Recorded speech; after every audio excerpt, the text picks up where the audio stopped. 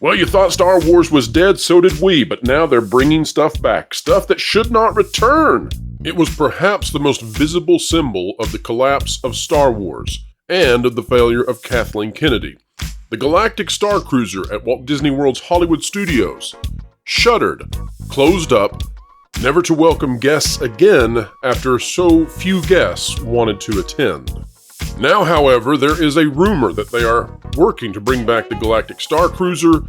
A survey has gone out. It leads many to believe that they are going to attempt to resurrect the experience. However, we're here to tell you there are actually major hurdles to reopening the Starcruiser, and they involve the U.S. government.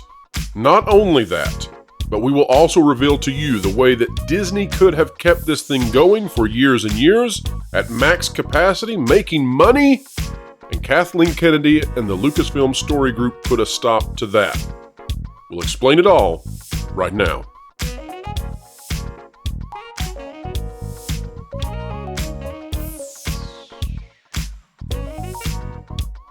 Alright folks, welcome back to another video where we dissect the destruction that is Disney.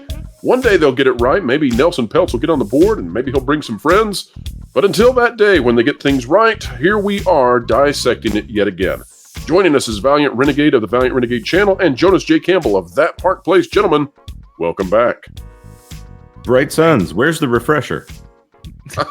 You'll get your blue milk soon enough. You'll get your blue milk. Guys, we're talking about this because there's a new rumor out of the rumor mill, and some YouTube commentators have talked about it. It's on the pay subscriptions plan for the Wrap, and everybody's talking about a new survey that Disney put out asking questions about the Galactic Starcruiser. And so we need to chat about this. We're going to chat about it in a different way because Valiant, you cover the financial side of things. Jonas, you've got a history and some career aspects inside accounting. And so we want to take a look at, is it even feasible to bring back the Galactic Starcruiser? Now, because this original article out of the Wrap is behind their paywall, we're not going to be reading necessarily from it, but there are a few points that I'd like to just read. We're not going to show it, but here's what we've got in terms of things that I think are interesting to the audience out there. It says, an unusually specific survey obtained by the Wrap that was given to guests on the final voyages suggests to some that current CEO Bob Iger and other Disney executives may be rethinking their decision to shutter the Starcruiser completely. Let me insert here, no, they were never going to close it completely forever. Questions in the survey, some say, point to a desire to rework and reopen the attraction as a more streamlined, less costly experience. It's better than 50-50, Lynn Testa, president of Touring Plans and co-author of the Unofficial Guide to Walt Disney World, told the Wrap. By the way, we think the world of Lynn Testa, and congratulations on him getting this, getting in on the article. If they were going to lock the doors and walk away, they wouldn't be emailing every person who was on the Starcruiser to do a survey about how it might change.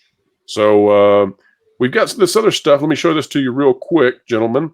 And this is out of Laughing Place, which does a condensed sort of point by point here. And there's some really interesting things that they have about this. So here's one of the things it says. It says the designer elaborated, this coming out of the article, they're trying to exit this thing with as much data as possible. That's interesting. And we've got some of the stuff on the survey down there. We also find out that apparently Drunk 3PO, Jay, was completely right about this Starcruiser. According to the article, it was running at times with 20% capacity, so 20% rooms filled. We also found out it was poorly designed, which we all knew that, but more poorly designed than perhaps we even knew because it could only fit 320 people in the main room where you watch Rey. So that limits you even beyond the 100 rooms we already knew was the capacity. So Valiant, I want to go to you first. Here's the situation. For them to even bring back the Galactic Starcruiser, they've got to get around something that's a little tricky. They shut this thing down and they use that as a tax write-down.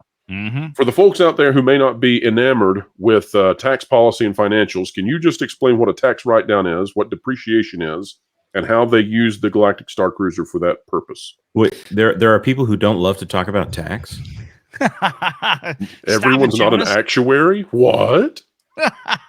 Look, here's the thing, folks, is that when you as a company decide to spend capital, and you hear us use the term CapEx, That's what this is, capital expenditures, right? There are several ways you can do this. When you have a capital expenditure, it means you're taking cash assets, either cash on hand or cash that you have derived from, say, a commercial lender. Like if Disney uses a credit line they have with, say, Chase Bank or Bank of America or something like this. Banks that you folks out there watching this video are very familiar with, and probably many of you actually bank with.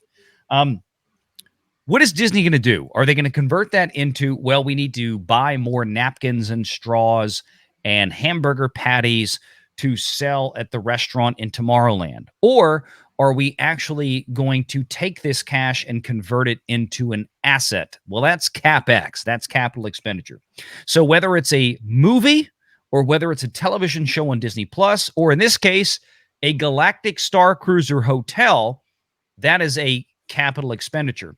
Now, the difference between that and the straws and the hamburger patties at the Tomorrowland restaurant are that the Tomorrowland restaurant, when they buy those items, they get to immediately depreciate 100% of those costs. Why? Because they are instantly consumed, right? If they buy a hamburger patty or a straw for you to drink your Coke, then that is done the minute it's used.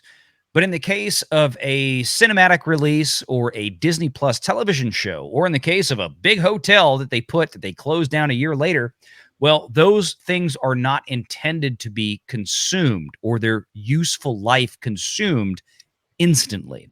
So if they spend $400 million on a hotel, and to address this, there is some confusion out there, including from the Wrap, I believe, if I'm not mistaken, where they talk about the Galactic Starcruiser being a $1 billion hotel. That's not the case. There's been a lot of, I think, conflation of information that while Disney may have spent $1 billion to build the Galaxy's Edge, I don't think they spent $1 billion to build the Galactic Starcruiser. There's nothing in the financial records that seems to indicate that. Exactly. And for the folks out there, what we're talking about is the two expansion lands, one in Disneyland, one at Hollywood Studios and Walt Disney World. Yes. Those two expansion lands cost approximately $1 billion. The Hollywood Studios one, right, the Hollywood Studios one seems to have cost a little bit more, and the Disneyland one cost a little bit less, but also went over budget because they screwed up Rise of Resistance when they're designing it. But those are separate from the Galactic Starcruiser, which is a hotel in Walt Disney World, which we estimate it somewhere between $400 and $600 million total cost. Indeed. And to that end, that $400 million CapEx that they used to build the Galactic Starcruiser would normally be depreciated as a piece of real property over the course of, say, 10 plus years, for example. What Disney elected to do earlier this year was to shutter the hotel that they just had their final voyage, a couple of weeks ago, and that's it. And they did that in order to accelerate that depreciation, meaning that instead of Disney having to sit around and wait 10 years to depreciate or take a tax write-off of the money they spent to build the hotel to 100%, they wanted to accelerate that and take it all off right now, right? Because Disney needs to write down their balance sheet. They need more expenses now to reduce their exposure to taxation, and they want to be able to take these expenses out currently. Well, and it was too damaging to keep it open. It was. Had they kept it open, not only would they have continued to incur the operating costs of this hotel, meaning the staff they would have to pay to keep the hotel open, the actors they were paying to run the proprietary shows that you saw with Gaia singing in the dinner theater and the wait staff and all this kind of stuff and all the folks that played the characters in the hotel. It was better for them to just cut bait and run. I mean, and just get out of it now, take the full write down, and then maybe in the future, and that's what we're talking about here tonight, is do they reopen it and do something else with it? But that's the tax situation for Disney right now with this piece of property. Right. So basically, I'll add one slight detail to that. Let's say they were taxed on $1 billion in revenue. If they were doing depreciation worth of $500 million, they would lower their tax bill by that $500 million. Yes. And so, sorry, they would lower their taxable income by that $500 million. It would go down according to their actual tax rate.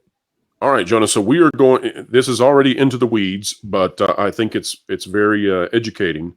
Let's continue into the weeds even farther, because for all those who are commentating out there and opining on whether or not the Galactic Starcruiser will reopen, there's a much bigger question sort of hanging over the head of Disney regarding this, and that is, can they even reopen it without incurring a massive amount of taxes, because they would have to give up on the tax write-down, because they would then be operating something which they've already declared to have been fully depreciated.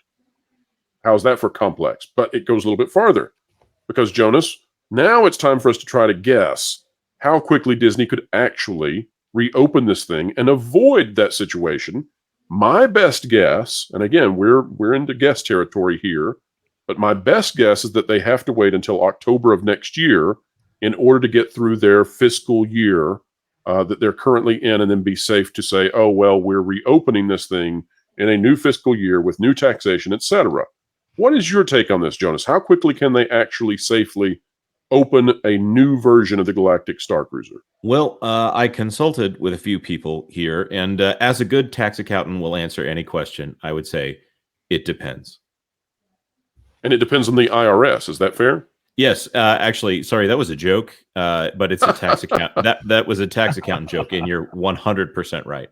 If your tax accountant says anything other than it depends, they might not be a very good accountant. Right, but it depends on the IRS for sure here. Right. Because this is really complicated, and it kind of depends on what will the IRS let Disney get away with. So the situation is basically this. They are saying that they're going to shut down this hotel. They have a clear case that this is not going to make them the money that they thought they were going to make with it. Mm-hmm. They're getting that thing as close to zero as they can get it, which in the case of depreciating construction is an actual zero. When we're talking about the write-downs for that often get mentioned with this, the write-downs of content on Disney Plus, that is a different thing than accelerated depreciation on a construction project. So in this case, I think they might even be okay to start today, as long as the IRS doesn't care, because this is something that they don't go to the IRS and ask for permission to do it. They would be waiting for the IRS to respond to it as if it is an issue. And well, you mentioned this earlier, the fact that this is now basically a giant concrete box with no real windows. No real doors. Right. So I leave you with this chilling challenge, Disney, to find a way out. Jonas nailed it. That's right. I've been thinking about that for a while now. The fact that this will have to be transformed in such an extreme way, unless they find some way to do it where they almost change nothing, they're going to have to shell out big bucks to retrofit this into doing whatever the new purpose is. So I think they've got a good case, because they've got a long road ahead of them in order to transform it into something else. And all of that will, of course, get rolled into a new book asset that will start this depreciation cycle. Well, that's what I was going to ask. You can either call it an improvement or you can call it an entirely new building. They're probably not going to demolish the entire building. And how much do they have to change in order to fairly say that this is a new thing, and that the old thing was fully depreciated and is gone, and that this new thing is something wholly different? Well, how much do they have to change? I would say a majority of it. I mean, if we're talking 50%, they're probably not going to do a Star Wars hotel in there, or they're going to have to convert it into some kind of dinner theater experience or whatever it is. They're going to have to go to square one, because the Wrap article does actually an excellent job of breaking down all the problems here. Of, okay, well, if you don't have everybody overnight, that breaks the immersion. If you don't have if you try to do a dinner theater, that is a completely different thing. When you only have one dining room, they're going to have to transform this in a substantial way in order to make something of it. So I don't see a problem here, unless they just turn it into a museum, which is yet again a different experience. So that's an Indiana Jones experience. Valiant. So it sounds to me like they not only creatively have to change it because this didn't work, but it also sounds to me, from a bureaucratic standpoint, they have to change it because they've already declared to the IRS that this thing failed and they've depreciated it, and they're to open it new, then it has to be a new thing. Wink, wink, nod, nod. Any thoughts on what they might try to do to salvage it? Yeah, I mean, look, to what Jonas said, he's absolutely correct. Now, there's a few things they could do, and the key thing to understand for people out there is that when you when you do depreciation, whether it's a straight line depreciation or whether you're doing accelerated depreciation, as Disney has done in this case, ultimately, at the end of the day, all you're telling the IRS is there is no longer a cost basis in this piece of property going forward. The cost basis has gone from, say, $400 million to now zero. That's it. So we're not going to be taking any further depreciation on this asset in years going forward as we were to report year over year more operating income from this. You're not going to have that tax deduction. But if you actually start doing some type of capital improvements or capital expenditures in addition to what you've already depreciated. So again, for example, to y'all's point, if Disney were to turn around and decide tomorrow that they are going to allocate another $100 million of CapEx into the Starcruiser to say that, well, we're going to renovate the rooms and we're going to expand the dining room. We're going to add this or add that, or we're going to tear walls down and we're not going to have any hotel rooms anymore. And it's all going to be a wide open area of a pure Star Wars experience with no overnight stays. Whatever the case may be, they could do anything there. They could do any of those things. That new CapEx would then be reallocated into a new depreciation and amortization table over the course of the same timeline. If it's 10 years or 15 years or 20 or 30 years, I can't speak to the specificity of that. That would have to be a CPA to come in to tell you, look, the Internal Revenue Code, folks, in the U.S., the IRC, is like 60,000 pages at my last check a few years ago. I'm not the expert here. But Disney would then have a new depreciation table based on that new CapEx. So theoretically, they could do this tomorrow. I mean, unless there's something buried in the Internal Revenue Code that says they can't do anything after they've taken accelerated depreciation for like 6 months or a year. I don't know. I'm not the expert on that. I'm not the tax expert, but that's the basic premise of how this works. Now, anything that they would then spend to say, operate the hotel. Like, here's our salaries for the staff. We're bringing in new actors. We're going to make a new show. You talk about the content. If they're going to make this a success, they can't go back to Rey and Kylo, for God's sake. We know that's a failure. If they're stupid, they'll go right back to that. And if they're actually business intelligent, they will put aside, their own design on having the Disney brand of Star Wars and make that hotel the OG real George Lucas Star Wars and make the whole thing, a Luke, Han, Leia experience. Anything that they would expend to repopulate that with new actors, new salaries, new expenses for daily operations, that's immediately depreciable, right? That's an instant write-off. Right. That's a new asset. Yeah, but anything that they would expend to renovate the hotel to set it up for that would go to a new depreciation table over the course of years. Right. So I wasn't going to bring this up, but you've made the point, Valiant, and it just has to be said, because for everybody watching, you have to understand how much Kathleen Kennedy and the Lucasfilm Story Group have damaged Disney and Disney parks. And you have to understand. Kathy has cost them billions. I mean, it is in the B. It is billions. And that's before you even get to opportunity cost. But she continues. God, the EOC, the economic opportunity costs, are outrageous. She continues to destroy this company, and they allow it. Here's what I'm talking about. Here we are in this video talking for 15, 16 minutes about the hoops they have to jump through to get this thing reopened, and how are they going to get it through with the IRS and the depreciation and yada, yada, yada, yada. Listen, all they had to do was take the Rey part of this out and the Kylo Ren. If they put Luke, Leia, Han, Yoda, Darth Vader in this thing, it would have been at 100% capacity for 2 years. Yep. And it cost almost nothing. So we are here because of utter stupidity and hubris. And it also demonstrates there is no demand. There's no demand for Kathleen Kennedy Star Wars. I mean, they will not let it go. You could almost argue the whole thing was made that way by design. The lore for the whole Halcyon thing, it's supposed to be where Han and Leia had their honeymoon. I mean, come on. They obviously made it so that they could switch it out, and they chose not to do that. Now, we can all theorize about the timing of the announcement, and that the Starcruiser closure was literally announced while Kathleen Kennedy was in one of the rare instances in which that woman would not have her phone. True, as she went into the Indiana Jones premiere at the Cannes Film Festival. So, I'll say this, if they had any hope of putting Thrawn in there and making this be about Ahsoka, that's also gone. That's gone.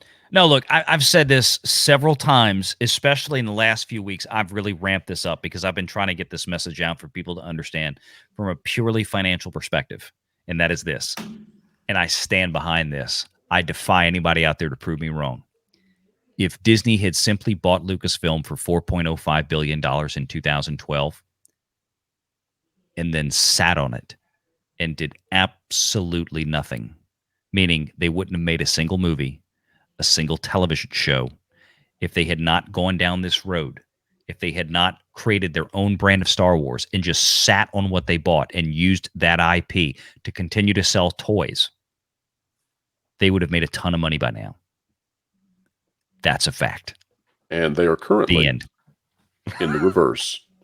Jonas, I will give you the last word on this. Valiant has nailed the proverbial coffin on Kathleen Kennedy's legacy, but Jonas, if you'd like to grab the shovel and get to the dirt, here we go. Yeah. The only thing that I will say is that I bet for $200 million you could get a pretty decent Harry Potter experience that everybody would be lining up around the block to go to.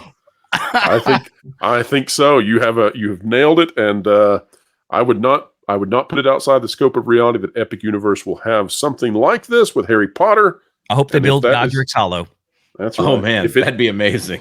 If it succeeds, it will be more egg in the face of Kathleen Kennedy and really the executives at Disney who continue to allow her to put them in this position.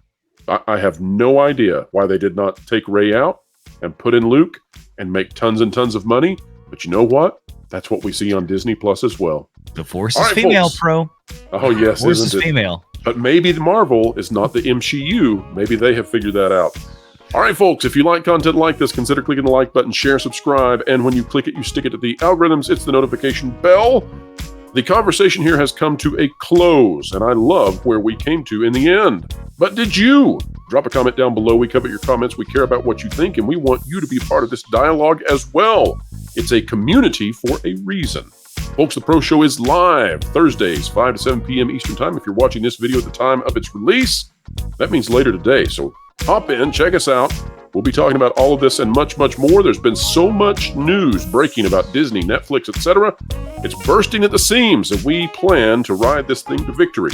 We'll explain it all to you. Folks, wherever you are, whatever you're doing, keep learning, keep growing, keep having fun. I'm the ghost of Star Wars. You know what would be a real treat this Halloween? Checking out WDW Pro. He's got all the sweet news on his Thursday live show at 5 p.m. Eastern. Not to mention, his daily videos are a real treat. Guys, I'm the ghost of Star Wars. Get it? You know, we should go and make sure we're subscribed. Guys, I'm the ghost of Star Wars. And while we're at it, we'll ring that bell to make sure we're notified. Great, let's go. Because, well, we actually care about that. Let's go. Fact. Star Wars is not dead. It's haunting the staffs of Disney Plus.